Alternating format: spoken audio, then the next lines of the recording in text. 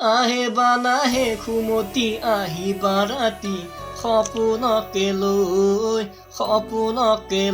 ৰঙিয়াৰ এজন বিশেষভাৱে সক্ষম যুৱক যিজন যুৱকৰ কণ্ঠই আপলোড কৰিব আপোনাক যাদৱ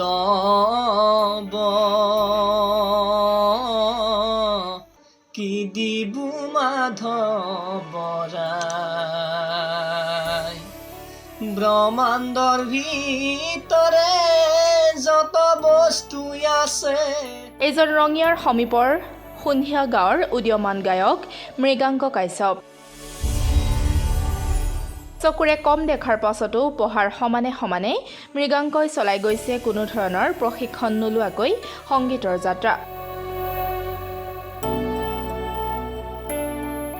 ইচ্ছা আৰু একাগ্ৰতা থাকিলে সকলো যেন সম্ভৱ, তাৰে যেন সাক্ষী হৈ ৰ'ল ৰঙিয়া সন্ধিয়া গাঁৱৰ যুৱক তথা উদীয়মান গায়ক মৃগাংক কাশ্যপ।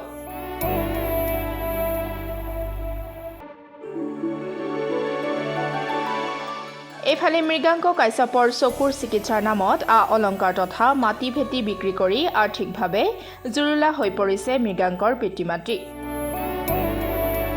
যিটো সময়ত আজিৰ প্ৰজন্মই পশ্চিমীয়া নৃত্য গীতৰ প্ৰতিহে বেছি আকৰ্ষিত হোৱা দেখা যায়, ঠিক সেই সময়তে মৃগাংকই কামৰূপীয়া লোকগীত গাই বজাই ৰাখিছে অসমীয়াৰ সংস্কৃতি। ইতিমধ্যে কামৰূপীয়া লোকগীত পৰিৱেশন কৰি অসমৰ বিভিন্ন অঞ্চলত বহুতো পুৰস্কাৰ পাবলৈও সক্ষম হৈছে উদীয়মান গায়ক মৃগাংকই। আনহাতে আৰ্থিকভাৱে জুৰুলা হৈ পৰা পৰিয়ালটোৱে পুত্ৰৰ চিকিৎসা তথা আগুৱাই নিয়াৰ ক্ষেত্ৰত চৰকাৰৰ ফালৰ পৰা অলপ সাহায্য বিচাৰিছে সংবাদ মাধ্যমৰ জৰিয়তে। এতিয়া প্ৰশ্ন হয়, এই প্ৰতিভাৱান যুৱকজনৰ ওপৰত এবাৰ চকু পৰিবনে চৰকাৰ তথা শিল্পী সমাজৰ, নে এনেকৈ হেৰাই যাব মৃগাংকৰ দৰে আন বহুতো প্ৰতিভাৱান যুৱকৰ প্ৰতিভা? সময়ত ই আৰু অধিক লক্ষণীয় হৈ পৰিব।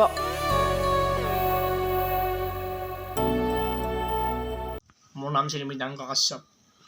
হয়, ঘৰ ৰঙিয়াৰ পুতুমকুৰি পঞ্চায়তৰ অন্তৰ্গত সন্ধিয়া গাঁও।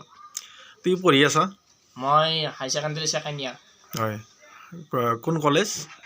পুতগুৰি কণীয়া উচ্চতৰ মাধ্যমিক বিদ্যালয়। হয়, তুমি মানে কি গীতৰ প্ৰতি তোমাৰ কেতিয়াৰ পৰা মানে? মই ক্লাছ 5ৰ পৰাই গীত গাইছোঁ। হয়, 2016ৰ পৰা। অলপ প্ৰশিক্ষণ লৈ গৈছিলনে? নাই, মই 2017ত প্ৰশিক্ষণ 3 মাহমান লৈছিলোঁ, কিন্তু আৰ্থিক সাহায্যৰ বাবে মই এৰি দিছোঁ। এনে কি গীত গোৱা যায়? মই সকলো ধৰণৰে গীত গাওঁ, আধুনিক গাওঁ, জুবিন দা, পাপন দা, হয়, সকলোৰে গীত গাওঁ, লোকগীত, কামৰূপীয়া লোকগীত গাওঁ। মাজতে কিবা এটা প্ৰগ্ৰেম এটা হৈছিল ৰঙিয়াত, হয়, তুমি গীত পৰিৱেশন কৰিছিলা। হয়, তাত মানে কি স্থান পাবলৈ সক্ষম হৈছিল? মই প্ৰয়াত ৰামেশ্বৰ পাঠকৰ যি উপজা দিন বা মৃত্যু তিথিৰ উপলক্ষে যিটো লোকগীতৰ কম্পিটিশ্যন আয়োজন কৰিছিল কৃষক ভৱনত, তাতে মই 5ম স্থান পাবলৈ সক্ষম হৈছোঁ। তোমাৰ পৰা এটা লোকগীত এটা শুনিম, কামৰূপীয়া লোকগীত, অলপমান গাই দিবা নেকি? যাদৱ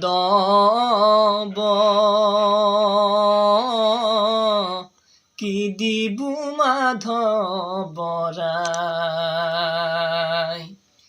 ব্ৰহ্মাণ্ডৰ ভিতৰে যত বস্তু আছে, ব্ৰহ্মাণ্ডৰ ভিতৰে যত বস্তু আছে, সবেও তোমাতে পাই এ যাদৱ কি দিবু মাধৱৰাই কি দিবু মাধৱৰাই ও সূৰ্য বিভূতি কৰিব তোমাক আপুনি লক্ষ্মীৰ পতি, ও সূৰ্য বিভূতি কৰিব তোমাক আপুনি লক্ষ্মীৰ পতি, কিবা স্তুতি নতি কৰি আছা মোক, কিবা স্তুতি নতি কৰিব তোমাক, কিবা স্তুতি নতি কৰিব তোমাক যাৰ ভাই যাহৰ সতী এ যাদৱ কি দিবু মাধৱৰাই কি দিবু মাধৱৰাই কি দিবু মাধৱৰাই পৰিয়ালে তোমাক উৎসাহ দিয়ে নে দিয়ে দেউতা মাই দিয়ে আগৰ পৰা দি আহিছে আগৰ পৰা দিয়ে যেতিয়াৰ পৰা গীত গাইছোঁ তেতিয়াৰ পৰা দিয়ে হয় এতিয়ালৈ মানে কি বিভিন্ন অঞ্চলত মানে গীত পৰিৱেশন কৰিছা নেকি তুমি হয় মই বিভিন্ন অঞ্চলত মানে 2017 বৰ্ষত তামোলপুৰৰ এটা অঞ্চলত কৰিছিলোঁ কিন্তু তেতিয়াৰ পৰা দূৰত প্ৰগ্ৰেম কৰা নাই যিহেতুকে মোৰ পঢ়া পাতি চলি আছে ওচৰত কৰোঁ কিন্তু ওচৰত কৰিলেও বহুত কমিটিয়ে দিব ইচ্ছা নকৰে তেওঁলোকক পইচা দিব লাগে পইচাৰ কথা নকয় কিন্তু দিব কথাত কিছুমান গম পায় কিন্তু গায়কৰ লগত কণ্টেক্ট কৰিলেও গায়কো কিছুমানে গান গালেও গায়কে কিছুমানে বাদ্যযন্ত্ৰীক কৰি থৈ দিয়ে ভুল কৰি দিয়ে আৰু কমিটিৰ মানুহবিলাকে দিব ইচ্ছা নকৰে কৈ কি লোকেলক নিদাওঁ আমি গায়ক মাতিছোঁ গায়কে গীত গাব ঠিক তেনেদৰে কয় বহু কমিটিয়ে ঠিক তেনেকুৱা কৰে কিন্তু আৰু গান গাব গ'লে যদি 10টা বজাত যাব লাগে ৰখি থাকিব লাগে পুৰা 2টা 2টা বজাত গ'লে একেবাৰে বহুত প্ৰব্লেম হৈ যায় এইবোৰো গানটো উৎসাহ থকাৰ কাৰণে গাওঁ আৰু গায়কৰ হেণ্ডছত গাওঁ মোৰ যিহেতুকে নিজা হেণ্ডছ নাই গায়কৰ হেণ্ডছত গালে অলপমান ৰখি থাকিব লগা হয়ো গায়ক যিহেতুকে উঠাৰ দেৰি হয় সেইবুলিও মোক কমিটিৰ মানুহ গায়ক উঠাৰ পিছতো বহুত দেৰি হোৱাৰ পিছতহে মোক দিয়ে গাবলৈ যথেষ্ট মানে অৱহেলিত হৈ আহিছে অৱহেলিত বহু কমিটিৰ পৰাই হৈছোঁ ইতিমধ্যে আৰু কিছুমান জাগাত যাই ফিৰি আহিবও লাগে দেৰি কৰে কাৰণে ফিৰি একেবাৰে আহিব লগা হৈ যায় জুবিন গাৰ্গক বিৰাট ভাল পোৱা তুমি জুবিন গাৰ্গ ভাল পাওঁ অন্তৰেৰে ভাল পাওঁ তেওঁৰ এটা গীত এটা শুনিম তোমাৰ পৰা তেওঁৰ গীত গাইছোঁ মই এইবাৰ দুৰ্গা পূজাত গাইছিলোঁ এটি গীত বহুতে কৈছে সেই গীতটি ভাল পাইছে সেই গীতটি গাইছোঁ আহে বানাহে খুমতি আহিবা ৰাতি সপোনকে লৈ থাকে বা নাথাকে হাওনৰে ধৰ তুমি মৰমৰে লৈ দুপাখি মেলি সমীৰে আহি দিয়ে বানি দিয়ে ফাগুনৰে খবৰ তুমি নোলোৱা যেন মোলৈ আহে বা নাহে খুমতি আহিবা ৰাতি সপোনকে লৈ থাকে বা নাথাকে হাওনৰে ধৰ তুমি মৰমৰে নৈ চুৱে বা নোচুৱে নিয়ৰে শেৱালি পাহিতি হৰতে চুৱে বা নোচুৱে নিয়ৰে শেৱালি পাহিতি হৰতে জোৰে বা নোজোৰে জোনাকী হৈ তুমিও নাচিবা মোৰে হিয়াতে ৰৈ আহে বা নাহে খুমতি আহিবা ৰাতি সপোনকে লৈ থাকে বা নাথাকে হাওনৰে ধৰে তুমি মৰমৰে নৈ ধন্যবাদ হয় তুমি চকুৰে কম দেখা হয় কিবা অসুবিধা হয় মানে মই গান গোৱাৰ ক্ষেত্ৰতো হয় গান গোৱাৰ ক্ষেত্ৰত মানে মই বহি চাব অলপ দিগদাৰ হয় বহি সেইকাৰণে হালি চাব লাগে একে গেলি আৰু পৰীক্ষাত যথেষ্ট সময় লাগে কিন্তু অৱহেলিত কৰে বহু শিক্ষকে এনেকুৱা কিছুমান ক্ষেত্ৰত ইচ্ছা নকৰে চৰকাৰী স্কুল বিনম্ৰ অনুৰোধ জনাব বিচাৰিছোঁ সন্মানীয় ডক্টৰ হিমন্ত বিশ্ব শৰ্মা মামালৈ মোৰ যিহেতুকে চকুৰ বেমাৰ আছে আৰু মই যিহেতুকে গীত গাই ভাল পাওঁ আৰু মোৰ পঢ়া শুনাটো যিহেতুকে অসুবিধা হয় তেওঁ যাতে আপোনালোকৰ নিউজটো চাই মোক এটা বিশেষ সুবিধা প্ৰদান কৰে আৰু সকলো দল সংগঠনে জানবা এই মোক সুবিধাটো প্ৰদান কৰে আৰু মই অসমৰ জনপ্ৰিয় শিল্পী তথা গায়ক জুবিন দালৈ মই এই অনুৰোধটো জনাইছোঁ জুবিন দাও যিহেতুকে বহুত দুখীয়া মানুহক সহায় কৰে আমাৰ নিচিনা বহু ল'ৰা ছোৱালীক তেওঁ গীত গাব সুযোগ দিছে বা সহায় কৰিছে তেওঁ মোকো জানবা এই সহায়টো প্ৰদান কৰে বা মোকো জানবা তেওঁৰ লগত গীত গাব বিচাৰে মই এই কথাখিনি ক'ব বিচাৰিছোঁ ভৱিষ্যতৰ পৰিকল্পনা কি আছে তোমাৰ ভৱিষ্যত মোৰ এজন ভাল সংগীত শিল্পী তথা অসমৰ এজন জনপ্ৰিয় ছিংগাৰ হোৱাৰ আশা আছে নামত মই মাটি বিক্ৰী চব মাটিখিনি বিক্ৰী কৰিলোঁ, মোৰ সোণা গহনা গোটাই বিক্ৰী কৰিলোঁ। মই 70 টকা আনি পেলাই মই ল'ৰাটোক ভাল কৰিছোঁ আৰু বন্ধনত মই পইচা লৈও ভাল কৰিছোঁ। এতিয়া মোৰ সোণা গহনা একোৱেই নাই আৰু মই লাহে লাহে 70 টকাগিলাও এনে কৰি হাজিৰা কৰি হ'লেও অলপ অলপকৈ মাৰি আছোঁ, নহ'লে উপায় নাই।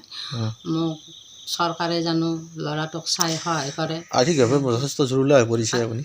আৰ্থিকভাৱে মোৰ বহুত অসুবিধা হৈছে, সেই জানো অসুবিধাটো হেমন্ত শৰ্মা মামাই মোক সহায় কৰে। মোৰ ল'ৰাটোক মই আগবাঢ়ি নিব পাৰোঁ।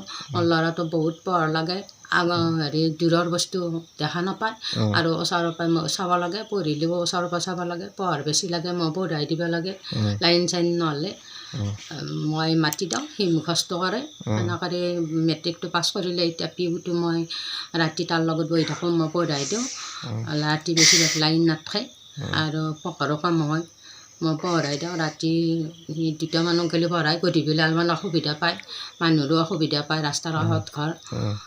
ৰাতি সি 2টা 3টাক গ'লে এনেকৈ পঢ়াই কৰি এনেকৈ কিবা কৰি আগবাঢ়ি আছে। এতিয়া যদি আৰু পিউত পাছ কৰে মামাই আৰু সহায় কৰিলে অলপ ভাল হয়। ঠিক আছে। মৃদংগ কাশ্যপ। হয়, এনে কি কৰে আপুনি? মই হাজিৰা কৰোঁ। হাজিৰা কৰে। এই ল'ৰাটো যে গীত গাই আছে কেতিয়াৰ পৰা মানে ক্লাছ 5ৰ পৰাই গান গাইছে। ক্লাছ 5ৰ পৰা? হয়। এনে ক'ত প্ৰশিক্ষণ লোৱা গৈছিল নেকি? প্ৰশিক্ষণ নাই লোৱা, নলওঁ মই 3 মাহ দিছিলোঁ। মোৰতো হাজিৰা কৰা মানুহ, মোৰ টকা পইচা নাই, মই নিব নোৱাৰোঁ, নিজে যাব নোৱাৰে ৰঙিয়াক বুলি। হয়, সেই গতিকে মই এৰি দিছোঁ আৰু। এতিয়া আপুনি কি ক'ব? কি তেওঁতো কি বিশেষভাৱে সক্ষম হয়, চকুৰে কম দেখে, মাত্ৰ 40% হয় তাৰ চকুৰ পাৱাৰ। হয়, চিকিৎসা কৰা গৈছিল? মই নেপালক 2 বাৰ নিলোঁ, শংকৰদেৱ নেত্ৰলাক 4 বাৰ নিলোঁ, চকু কেটাৰিও ফেলিলোঁ। কিন্তু সি আমি যেনেকৈ চাওঁ সি সেনেকৈ চাব নোৱাৰে, একদম পঢ়াৰ কাৰণে অসুবিধা তাৰ। তথাপিও সি মেট্ৰিকত 2nd ডিভিজন পাছ কৰিছে। মেট্ৰিকত 2nd ডিভিজন পাইছে? হয়। হয়, আৰু এইবাৰতো পিউ ফাইনেল দিবয়ে। মই তাৰ কাৰণে মাক আৰু মই উঠি পৰি লাগি আছোঁ পঢ়াৰ ক্ষেত্ৰত। আৰ্থিকভাৱে যথেষ্ট জৰুৰীলা হৈ পৰিছে। জৰুৰীলা হৈ পৰিছে। সি যদি পঢ়ি থাকে, আমি বহি থাকোঁ, মাকে পঢ়াই দিয়ে, সি সেইখিনি শুনি লৈ পেলাই সি লিখাওঁতে তাৰ দেৰি হয় তথাপিতো সি পৰীক্ষাত পাছ কৰিছে। হয়, এতিয়া চৰকাৰক কি ক'ব আপোনালোকৰ ফালৰ পৰা? চৰকাৰে যদি মোৰ ল'ৰাটোক এটা সুবিধা কৰি দিয়ে, ভৱিষ্যত তাৰ জীৱনটো গঢ়াৰ কাৰণে, হেমন্ত বিশ্ব শৰ্মা ছাৰক তাক সুবিধাটো দিলে নথৈ আনন্দ হ'ম। আৰ্থিকভাৱে সাহাৰ্য অনুদান দিলে। আকৌ মই ঘৰ পোৱাই নাই। মোৰ ছাত্ৰ হয় মৃদাংগ কাশ্যপ। তেওঁক আচলতে মই 2019 চনতে লগ পাইছিলোঁ। তেওঁৰ দেউতাক বৈশ্যদাই আচলতে মোক এদিন লগ কৰিছিল আমাৰ স্কুলৰ সন্মুখতে। কৈছিল যে মই যি ল'ৰাটোক যিখন স্কুলত পঢ়ালোঁ তাৰ পৰা খুব এটা ভাল সঁহাৰি পোৱা নাই। তেতিয়া তেনেকৈ মোৰ খুব দুখ লাগিছিল আৰু তেতিয়া মই দাদাক কৈছিলোঁ আমাৰ স্কুলত দিব পাৰে, আমি গোটেইকেইজন আচাৰ্য আছোঁ, এইটো ওচৰৰে ল'ৰা, আমি ভালদৰে যতন ল'ম। তেনেকৈ কোৱাত তেওঁ সেই বছৰে আমাক ইয়াত আমাৰ স্কুলখনত এডমিশ্যন দিলে আৰু আমি গোটেইকেইজন আচাৰ্যাই তেওঁৰ প্ৰতি যিমান পাৰি আমি যতন লৈছিলোঁ। তেওঁৰ সমস্যা বুলি বুজি পাইছিলোঁ যে চকুৰে ভালদৰে নেদেখে ল'ৰাটোৱে বেচেৰাই। গতিকে তেনেকুৱা পৰিস্থিতিত আমি যিমান পাৰি তেওঁক নোটবিলাক লিখি দিওঁ, তাৰপিছত কেতিয়াবা লিখিব নোৱাৰিলেও আমি তেওঁক বহীত লিখি দিওঁ আৰু এনেকৈ তেওঁলোকৰ পঢ়া শুনা আগবঢ়াই গৈছিল। আৰু লগতে তেওঁৰ পৰা গম পাইছিলোঁ তেওঁৰ যিবিলাক অনুষ্ঠান, সাংস্কৃতিক অনুষ্ঠান নাইবা আমাৰ যিবিলাক মিটিঙত হয়, আমাৰ স্কুলত যিবিলাক প্ৰগ্ৰাম হয়, গান গোৱাই হওক বা বক্তৃতাই হওক, বিভিন্ন ক্ষেত্ৰত আগ্ৰহ আছিল আৰু প্ৰায় তেওঁক তালৈ আমি আহ্বান জনাইছিলোঁ। কেতিয়াবা বক্তৃতা দিব ক'লেও ভালদৰে তেওঁ বক্তৃতা দিয়ে, ভাল কথা কয়, একেবাৰে অন্তৰৰ পৰা কয়। আমি বুজি পাইছিলোঁ তেওঁ কোনো কথা লিখি ল'ব নালাগে আৰু খুব সুন্দৰকৈ সাৱলীলভাৱে কথাখিনি প্ৰকাশ কৰিব পাৰে। আৰু লগতে গানৰ ক্ষেত্ৰত আমি যথেষ্টখিনি তেওঁৰ প্ৰতিভাৰ উমান পাইছিলোঁ আৰু তেনে ক্ষেত্ৰত আমি প্ৰায় তেওঁক এই ক্ষেত্ৰত আমি এনকাৰেজ কৰিছিলোঁ আৰু তেওঁ খুব আগ্ৰহ দেখুৱাই আমাৰ অনুষ্ঠানবিলাকত গীত পৰিৱেশন কৰিছিল। তেনেকুৱা কথা। এইখিনিতে আচলতে আমি আপোনালোকৰ চেনেলৰ জৰিয়তে আহ্বান জনাব বিচাৰিছোঁ সদায় ৰাইজলৈ যিসকল আমাৰ শ্ৰদ্ধাৰ সংগীত শিল্পী আছে, বৰেণ্য সংগীত শিল্পী আছে, লগতে আমাৰ শ্ৰদ্ধাৰ অসম চৰকাৰ, লগতে মুখ্যমন্ত্ৰী আমাৰ সন্মানীয় ডক্টৰ হিমন্ত বিশ্ব শৰ্মাদেৱলৈ যে এনেকুৱা যিসকল খুব কম দেখাই হওক বা বিকলাংগা হওক, যিসকল ল'ৰা ছোৱালী আছে বিশেষভাৱে সক্ষম বুলি কোৱা হয় যাক, তেওঁলোকলৈ যাতে উপযুক্ত ব্যৱস্থা লৈ সঁহাৰি দিয়ে আৰু তেওঁলোকৰ পঢ়া শুনাতে হওক নাইবা সাংস্কৃতিক যাত্ৰাখনতে হওক ভালদৰে সঁহাৰি আগবঢ়ায়, তেওঁলোকৰ ক্ষেত্ৰত এনেকৈ সহায় আগবঢ়াই তেওঁলোকক আগবঢ়াই লৈ যায়, নিশ্চয়কৈ তেওঁলোকৰ কল্যাণ হ'ব, পৰিয়ালবিলাকৰ কল্যাণ হ'ব। বিশেষকৈ মৃদাংগৰ ক্ষেত্ৰতে মই ক'ব বিচাৰিছোঁ, তেওঁ যিখিনি কষ্ট ভুগি আছে চকুৰ দৃষ্টিশক্তিৰ কাৰণে, আজি তেওঁ যদি সেনেকুৱা সমস্যা নাথাকিলে তেওঁ নিশ্চয়কৈ আগবাঢ়ি যাব পাৰিলেহেঁতেন। গতিকে সেইকাৰণে এইখিনিতে আটাইলৈ আপোনালোকৰ চেনেলৰ জৰিয়তে আটাইকৈ আহ্বান জনাব বিচাৰিছোঁ, সহায় কৰক বেচেৰা ল'ৰাটিলৈ। আৰু আমাৰ ফালৰ পৰা তেওঁৰ প্ৰতি সদায় সহযোগ আছে, গতিকে আপোনালোকক তেওঁৰ প্ৰতি সহায় আগবঢ়াওক, তেওঁৰ যিটো সংগীতৰ যাত্ৰা যাতে সফল হয়, ভাল এজন সংগীত শিল্পী হ'ব পাৰে, অসমৰ এজন আগশাৰীৰ সংগীত শিল্পী হ'ব, তাৰ কাৰণে সকলোৱে সহায় কৰক। এইখিনিয়ে, নমস্কাৰ। ঠিক আছে।